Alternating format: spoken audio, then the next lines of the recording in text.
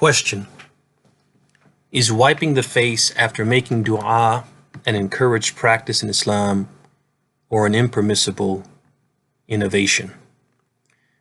There's some debate amongst the scholars regarding this issue. Some scholars, including an-Nawawi, as-San'ani, and scholars from all four schools of juristic thought, consider the wiping of the face after du'a an encouraged practice, while others consider it discouraged and may even go so far as to label the practice a heresy, bid'ah. The scholars holding this view include Imam Ahmad, Ibn Taymiyyah, Al-Izz ibn Abd as-Salam, and many contemporaries. The debate centers around the plethora of authentic ahadith in which the Prophet's manner of supplicating is described, none of which mention that he wiped his face upon completing his supplication, and a few narrations, ahadith, and statements of some of the Prophet's companions which mention wiping the face, but their authenticity is highly debated. Ahmad ibn Hanbal, rahimahullah ta'ala, for example, he said, لا يعرف هذا أنه كان يمسح وجهه بعد الدعاء إلا عن الحسن. He said, it is not known that wiping the face after dua was from his practice sallallahu alayhi wasallam, except from Al-Hasan al-Basri. And Ibn Taymiyyah rahimahullah ta'ala, he said, وأما رفع النبي صلى الله عليه وسلم يديه في الدعاء فقد جاء فيه أحاديث كثيرة صحيحة، وأما مسحه وجهه بيديه فليس عنه فيه إلا حديث أو حديثان لا تقوم بهما حجة. So Ibn Taymiyyah, he says, as for the Prophet raising his hands while supplicating, that has been narrated in numerous authentic reports, but regarding him wiping his face with his hands, then that has not been reported except in one or two hadith, which because of their weakness do not establish sufficient proof for this practice.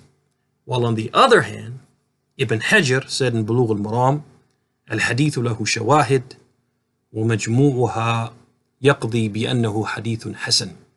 He said the hadith has supporting narrations, and when viewed collectively, it is judged that the hadith is sound. Now, it's not uncommon in matters like these for scholars to differ on the authenticity of a hadith, and consequently the correctness of the religious practice which has that hadith as its basis. And since the difference of opinion given the circumstances is legitimate, there's room to disagree without being disagreeable. This is not something where it's black and white. There's a clear right and a clear wrong. That said, although I personally am reticent to observe this practice, I do not wipe my face after a dua. I do see an argument for it being recommended. And that is that even if we say that the ahadith are da'ifa, and that is in general when we have issues like this that have to do with ibadat, which have to do with worship and the things we do to draw close to Allah, if the ahadith, if there's some debate about their authenticity and it is not clear cut, that these ahadith are absolutely authentic and any questions about their authenticity are invalid, whenever we have an issue like that surrounding an ibadah, the general rule is that we err on the side of caution and we assume that they are unauthentic, right? But even in that case, it has been authentically narrated without question from Al-Hasan al-Basri as his practice or his verdict on the issue. And the general rule followed by as-Saafiy, Ahmad, and other reputable scholars is that in the absence of authentic evidence from the Sunnah and statements of the companions, if we throw all of that out, we say the two hadith from the Prophet are not authentic, the statements of some of his companions, none of those are authentic. In that case, we should turn to the statements of the tabi'een and follow them because it is the closest piece of evidence to the source of revelation available.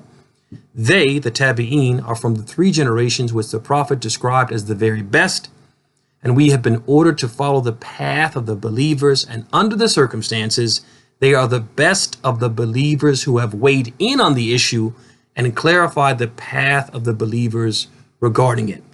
So I say all that to say in summary that I would say that wiping the face after dua is legislated, and not wiping out of an abundance of caution while not condemning those who choose to wipe their faces is also acceptable, and Allah knows best. هذا وصلى الله وسلم وبارك على نبي محمد وعلى آله وصحبه أجمعين.